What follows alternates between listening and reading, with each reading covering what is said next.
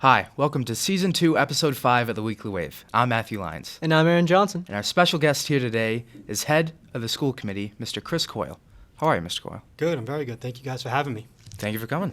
Yeah, it's a pretty snowy Tuesday. I mean, we got some A little bit, yeah. Icy. got some good weather. Icy Yeah. out there. Yeah. That's the big thing right now. Yeah. I'm looking for a white Christmas. That's all I want. I know. I feel like we haven't had one of those in a long, long time. I know.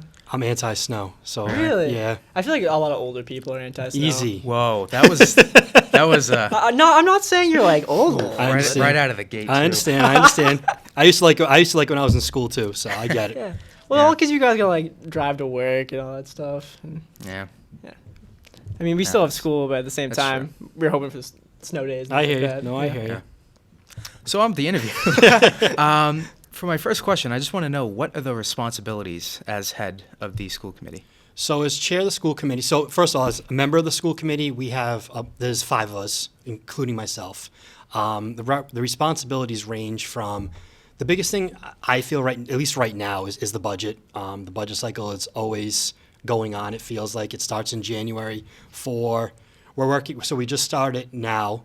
We're going to present in January to the public, and it's for next school year. So for the 2020-2021 school year. So we're already looking at June 2021, which is always wild when you look at that.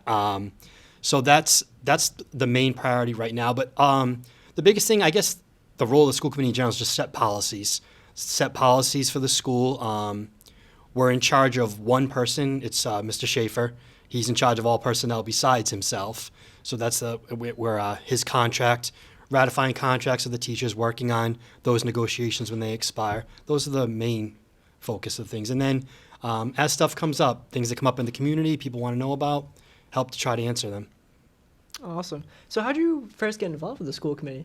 So I was on PTOs when my kids are younger. My children are in 4th grade and 1st grade now. So I was on the PTOs, and it was actually, there were some meetings about the school start times. This is going back about 3 or 4 years. So I went to a couple of the school committee meetings about the school start times, and going to the meetings, talking during them as what was going on, I just felt like I could help contribute. I felt like I had kids coming up, whereas a lot of the committee members at that time had children leaving, graduating. So I felt it was almost like a new blood kind of thing, and I figured I'd give it a shot. So that was that would have been 3 years ago, like winter of 16 into 17. So, Cool. Awesome. yeah. So when you went to like those meetings, was it kind of like a slow realization that you wanted to be a part of this, or did it just happen immediately? It's funny. Not there, but afterwards, I came home and I was talking with my wife, and I was just like, I think I can be on that. I think I can help that committee. Do you know what I mean? I'm good at trying to see all sides of things. I mean, I may not personally agree with some things, but I can try to see all the different sides of things. Everybody's going to have different opinions. I sometimes personally have different opinion than what the role actually requires. So there's all those things to weigh in, and I just thought I could do a good job at it. Then it was a matter of figuring out how to actually go about doing it and the steps involved. So it was, I just went to town hall and talked to them, and that's kind of how the ball got rolling. Cool. Sweet. So you said you joined like 3 years ago, correct? Yep, yeah, April of 2017 I was elected. All right, sweet. And then, so how long is left on your term? So my term expires in this April. So if I want to go again, I'll have to run for re-election, which I do plan on doing as of right now. Anything can always change, but I do plan on running for re-election in April, which would bring it from this April, if I were to win, till April of 2023. So it pretty much runs until the town elections that are usually held. I think it's like the last Saturday in April is when they're generally held. So that's when it would go until. All right, awesome. So if you are planning to like run in the future, then so what are your goals for the future? I'm still working on it. Still trying to figure out how this term ends. Continue to help this school, this building develop. This studio is fantastic. I love we have the studio in here. Work to bring the entire district up to as best as it can be. Work on our MCAS scores. Help the teachers with that. We're going to have another teacher negotiation contract coming up. We'll be working on that. Like I said, the budget cycle never ends. So get as much support that we can for our staff to do the best job they possibly can. That's the broad. As it gets closer, I'll probably focus on small things. But as of right now, broadly, that's where I'm sitting at. Cool. So what's the election and the re-election process like? So initially, you fill out paperwork at town hall. You have to get 50 signatures of registered voters in town to be on the ballot. So you just go door to door, or I coach some of my kids' games, so I'll see parents there. It's easier now. I know more people now than I did 3 years ago. Right. So that's the beginning of it. And you submit them. As long as you submit them, I don't remember what the date is. Sometime in March, you got to submit the paperwork. And as long as it's in there, you end up on the ballot. And then campaign they had, when I ran 3 years ago, they had a breakfast put on by the Democratic Town Committee, which I went to. They provide you breakfast, and Abington Cam actually taped it.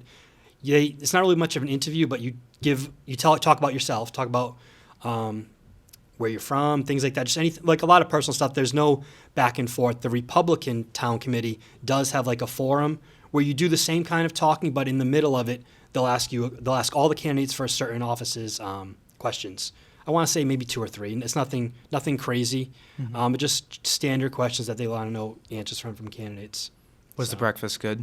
It wasn't bad. Yeah, it wasn't bad. It was over at Emerald Hall. Oh, nice. So that was put on by Terry Mays at the time, and it was myself. And I was new to everything then. So it's everybody running. It's not just the school committee, and so is the Republican thing. It's everybody that's running for an office in town at the time. So the Board of Selectmen, Board of Health. Sean Riley was on there for town moderator.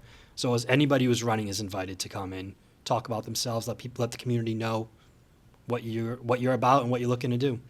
So, is it stressful to kind of balance like your normal life along with like the school committee job? Yes, yeah, it can be. At certain times it is. Certain times it's not bad.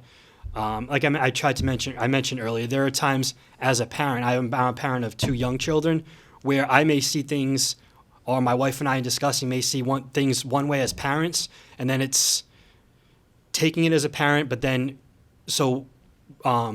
Schaefer is great, and all the staff has been great about when I'm in a meeting and I'm in an IEP meeting for my son, I'm able to talk I'm not a member of the school committee at that point. I'm dad.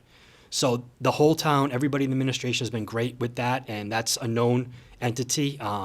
If they weren't, I wouldn't do this, because dad's my number one job, and husband, I got to say that. So those are my number one jobs, and at times it does cause stress, because I sometimes have to just weigh the broad scheme of things.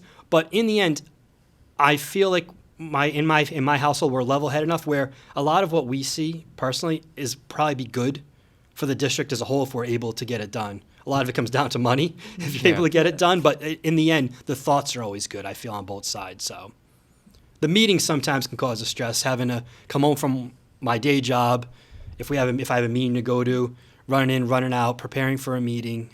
One of the roles, Matt, you mentioned as chair, is that I meet with Mr. Schaefer the week before our meeting to go over the agenda.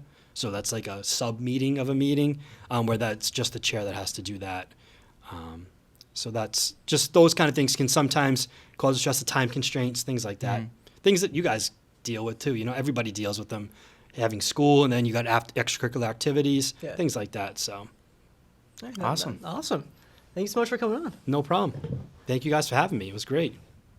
Thanks for watching. Tune in Friday to see a brand new episode of Movie Time with Matt and Derek. And make sure to follow us on our Twitter, Instagram, Facebook, and YouTube at the Green Up Gazette. Happy holidays.